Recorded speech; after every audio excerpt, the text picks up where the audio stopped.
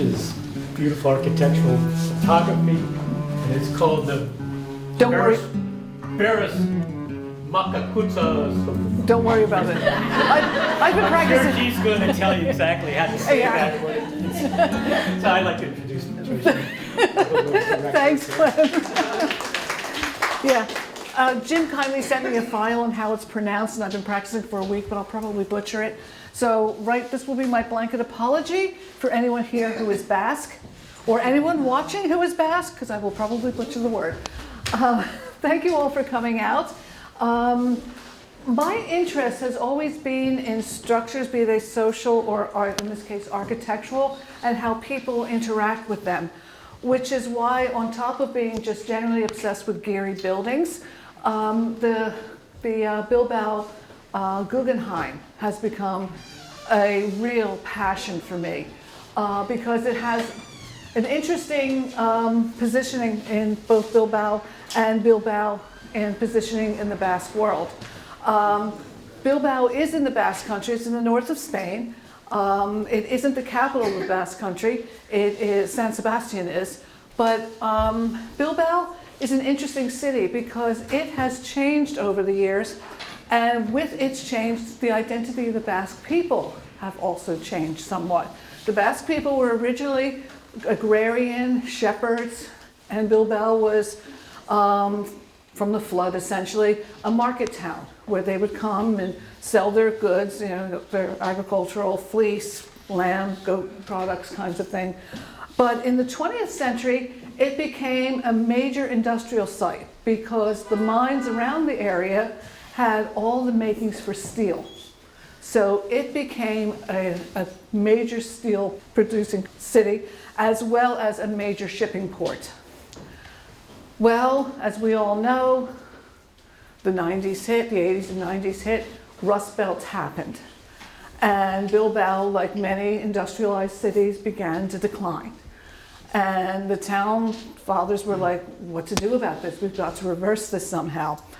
And the idea came up about making it a more arts and technology city. And in fact, where the Guggenheim sits was on the site of the major steel mill in the city. And when bids were first put out to architects to look at that, there were these two towers there, and the architects were trying to include that, blah, blah, blah. Well, anyway, for various reasons, that phase one sort of didn't work out. But on a referendum, the people said, we want a major museum there. The people of the city actually said this, that we want a museum there. So Guggenheim came in, and they brought Gehry along with them and said, well, how about a Guggenheim museum? Now, talk about a mafia offer. How can you resist that one?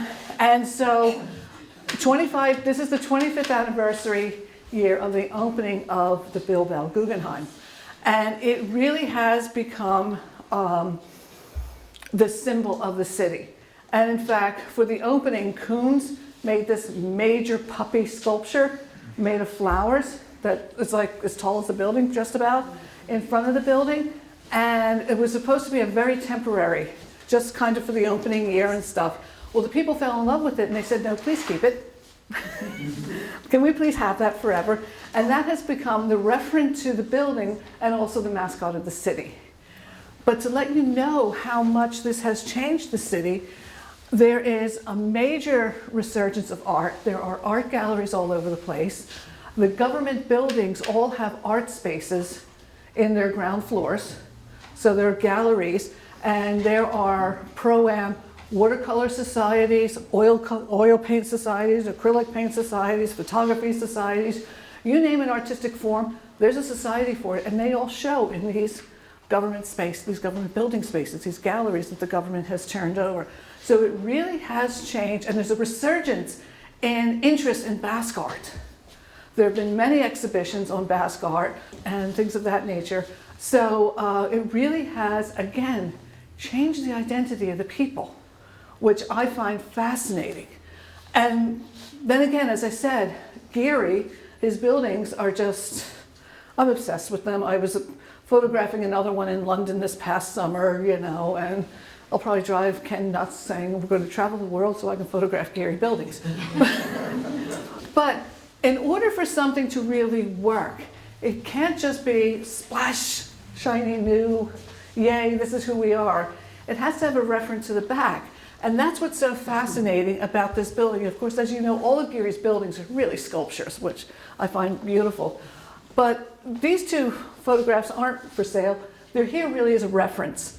So you can actually see the building. But the building is a deconstruction of a ship, harkening back to the shipping days. Also, sadly you can't see it very well, but there are, these two towers, as I said, existed, these two smokestacks existed on the site, and Gary's like, no, we're taking those down. But what he did, two towers up, but they were deconstructions of the original towers. So again, the reference back to what it was.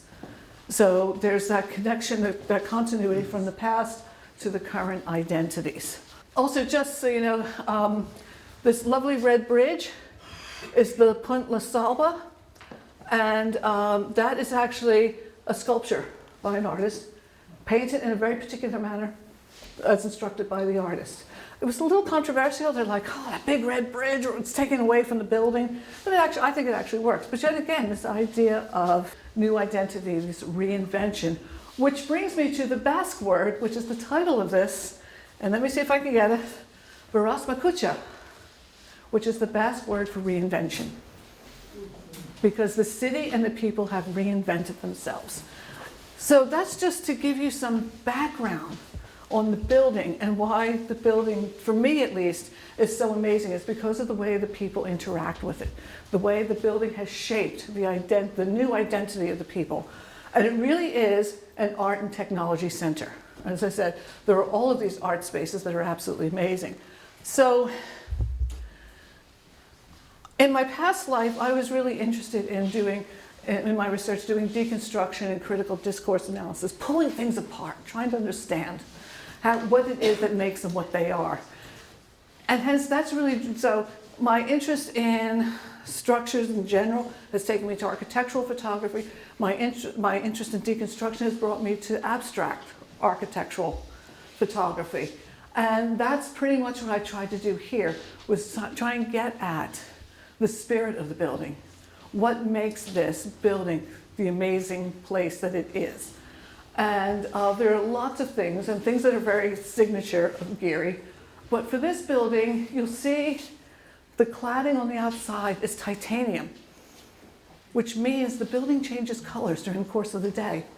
It goes from this very deep gold to at night it's actually silver, which is fascinating to watch. Now, yeah, I would really love to spend a month there photographing this.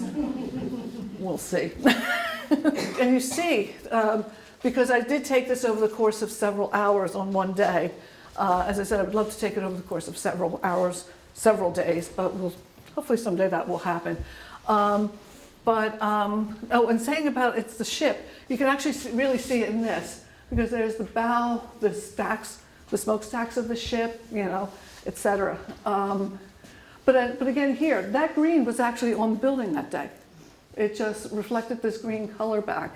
And that blue sky is amazing because it's usually dolefully dark and cloudy in Bilbao. So blue skies are very exciting. But another thing of looking at the outside of the building, and I'll go to the internal shots, so many of his buildings have these, one of his signatures are these undulations. The buildings twist and turn and have all of these amazing places that are just fun. So, like the sweeping thing of that, which of course is supposed to be part of the ship, of course it almost looks like, duck wing or something to me.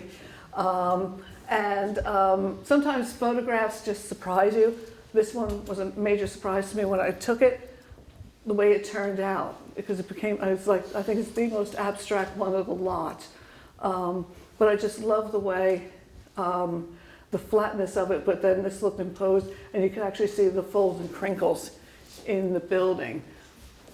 When I first brought the pieces in, and they're strewn out on the floor in the order in which they were going to go, to get ready for hanging, a young man looks in the window, and he's looking, and I called him in, And he says to me, "Is that the Geary building in Case Western?"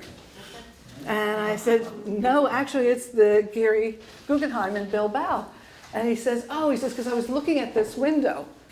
This is one of his signatures. Any one of his buildings have these shardy-like windows, which I think are just dramatic, exciting, and this one, just because of where it sits, reflects all sorts of colors. I happened to catch blues because of the sky and stuff that day, but it reflects all different kinds of colors. I've been there several hours, over several periods of time.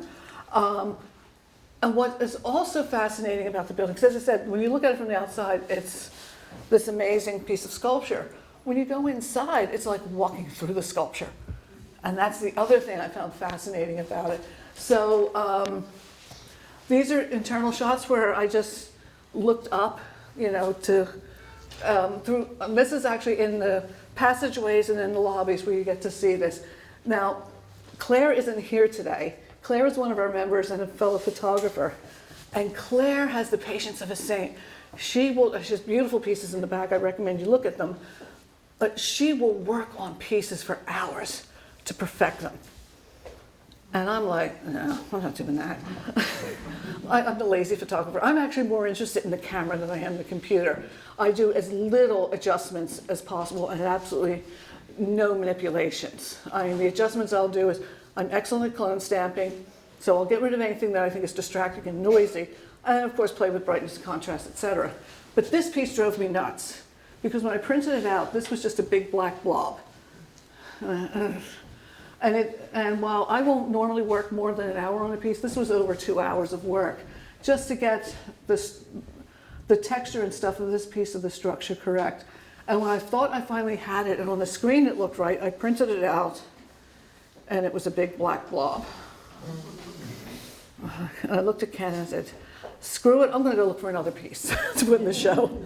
And I'm looking around and I'm playing with the piece, and he comes and he says, "No, come and look at it." As the ink dried, actually, all of the stuff came out, which was pretty exciting.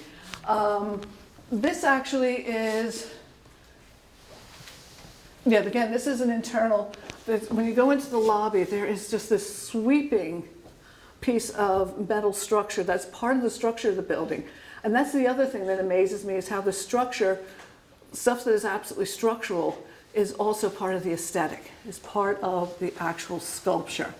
And that was what made me really interested in that. And then to come down here in the main lobby, this is what you see when you look straight up. And actually, this piece here is that piece on the end. But when you look up, this is what you get to see. And it's, as I said, it's just this amazing, undulating, fascinating piece of sculpture. I've had several interesting comments on this. Jim actually was the one who said, I'm going to say nice things about you, Jim, that it reminded him of like a Henry Moore sculpture in a lot of ways, which I thought was interesting. And someone else said, yeah, it looks like a nude, a very abstract nude, but which could be intentional on his part. I'd love to talk to him about it some year. As I said, being obsessed must be able to get me an interview. And then again, this is another one shot from inside and through in one of the passageways. The ceiling is, the ceiling has these wonderful, huge windows with grids and stuff. The other thing that I find fascinating about this building is, for those of you who have been to the Guggenheim in New York, Frank Lloyd Wright's Guggenheim, I am thoroughly convinced that Frank Lloyd Wright hates art and hated artists. Because it is the world's worst museum. Fascinating building, but the world's worst museum, because you can't see the damn art. Because you're either standing like this trying to see it, and if you try and back up far enough, you go right out. What amazed me about this building the first time I got to walk through it, I actually did go and look at exhibits, was when you go into the exhibition area, save one, the building goes away. It's big vanilla boxes of exhibition space. It becomes all about the art. The only space where that is slightly different is he made this fantastic, it looks like an airplane hangar. It's huge cavernous space with 75-foot ceilings. And that was for large-scale installations. So right now there's these large-scale kind of mazy sculptures you can wander through and stuff, which are pretty cool. And when you view them from above, they're really neat. And so there you can actually see the ceiling. But again, it's so far away from the art that it doesn't distract. So while as amazing as the building is, it doesn't distract from the art, which I love Frank for. I think that's very nice of him. So anyway, but yeah, so no, just to, if you look at this piece and you look at this piece, again, because I love this window, but this is actually this. This I just did a amazing, really close up of, obviously. But again, this was taken later in the day when the light was beginning to wane, and you can see it's starting to move to that silvery tone, whereas here it was the very dark gold. And I said, and that's one of the fascinating, wonderful things about this building, besides being an amazing sculpture. And I think I've chuntered on enough, but it is Berrasmakuntza. Berrasmakuntza, sorry. And again, my apologies to anyone who is Basque. I will be happy to learn pronunciation. But anyway, that is the show. Are there any questions? Yes? I'm very curious about the soft quilt-like appearance of the photographs of strong metal. And given the history that you gave in terms of the original population and so forth, I'm wondering if I'm reading this into your photographs, or in fact, if it speaks out of the buildings themselves, that they seem to have a folk patchwork quality to the actual application of the metal. That is interesting. Now, I've been doing research on the building. I've not come across anything like that, but I'm going to keep digging. It could very well be. Yeah, it could very well be that that's what's happening. And also, it could very well be, because actually when you walk up to it, it's actually very smooth. So it could just very much be the way the light is catching it. That's what I was wondering about. Yeah, a lot of it is the way the light actually is reflecting off of it. And this is like right by the water, so you're also getting not only light coming down, but light off the water to reflect it. And what's really interesting is, okay, you can half see it here. There's a pool, and there's the famous spider sculpture that's also kind of emblematic. And what's really interesting is they'll have steam come up out of the pool of water occasionally, which then also gives the building a fascinating effect. Yeah, so they actually really, really do play up the way this building is so changeable in various lights. So, in fact, I've been there on rainy days, and it looks almost mystical because it's shimmery and things like that. Yeah, I mean, so it really, a lot of it is just the way the light hits it during different parts of the day. Please. I'm just curious what period of time these photos were taken. These photos were taken, trying to remember, mid-morning for the, I started mid-morning for the outdoor shots. This one was later when the sun was a bit higher. The inside shots were probably around, they were after lunchtime, the indoor shots. But the outdoor shots were pretty much mid-morning to just after noontime. If I went back on another day at another time, it would be completely, as I said, I would love to do it, but I only had so much time to devote to it. Yeah, this here is this part of the building here. Just so you can piece it together kind of thing. But yeah. And there's actually now what is called the Bilbao Guggenheim effect. Where if you talk to urban planners, they talk about the Bilbao Guggenheim effect because this building really has transformed the city.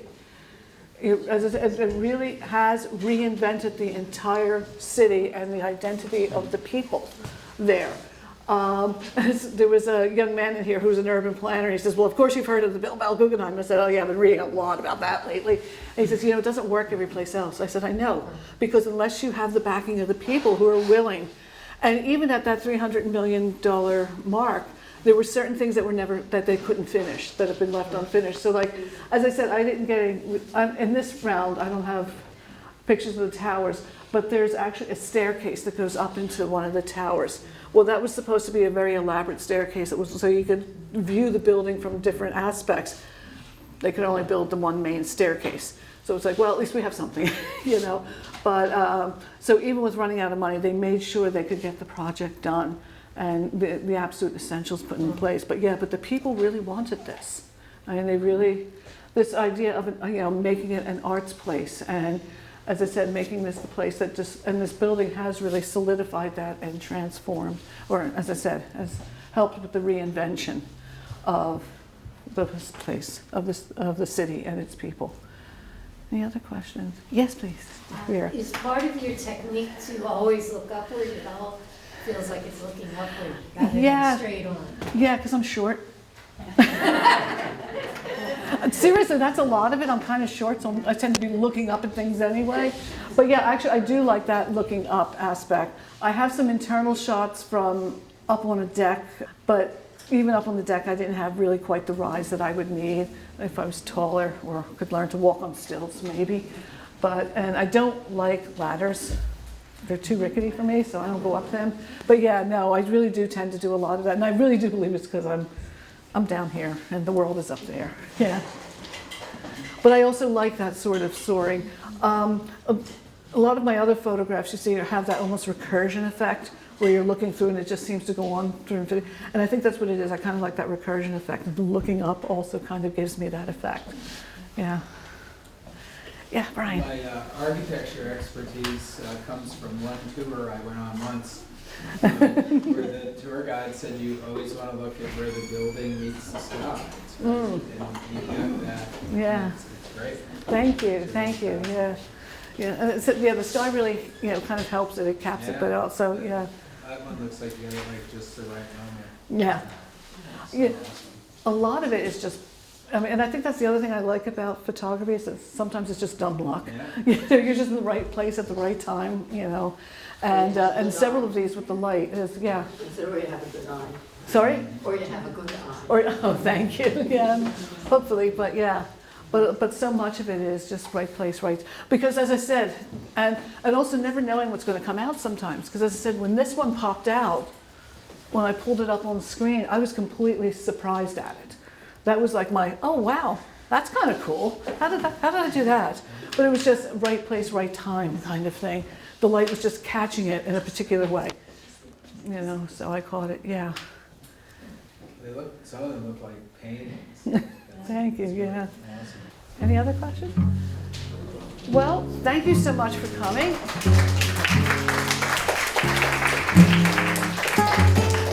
And again, we don't want to take food home. Eat, drink, be happy.